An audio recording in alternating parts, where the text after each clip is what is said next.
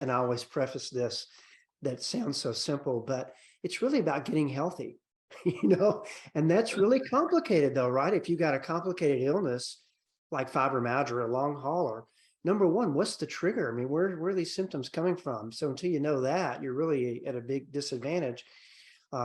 Folks try for years different supplements and drugs and diets and all these different things out there that rarely make a difference.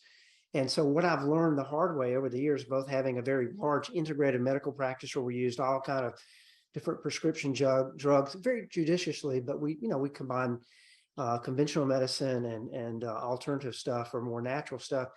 But what I came away with that was that the only way for these individuals to feel good again was to get healthy. And that meant different things to different people because everybody's a little bit different. I mean, as you know, we're as different on the inside as we're on the outside, the way we're just genetics and environment that we're in and the thoughts that we think and all these things. But the number one denominator for these folks is to raise their pain threshold. So in fibromyalgia, it's brought on by a thing called allodynia and central sensitization pain syndrome, where pain is magnified.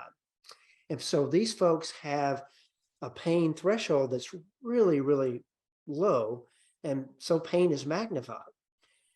And the key is, though, to raise that pain threshold. So it doesn't matter where that trigger is coming from. It doesn't matter if it's old scar tissue, doesn't matter if it's nerve damage from metabolic syndrome or type 2 diabetes, or doesn't matter if it's osteoporosis or osteoarthritis or an autoimmune type of arthritis. If we can raise that pain threshold, then that pain goes down. And that's the big first step. And big part of that is just shoring up any nutritional deficiencies or hormonal deficiencies that these folks have developed over the years. Yeah, that what you describe, I often call it is looking for the weak link in them. And that's what's so nice about your broad approach to like, where is the weak spot in that system? Because even though you have the increased pain, some people it's much more in their guts, and some people it's much more in their heads and with headaches.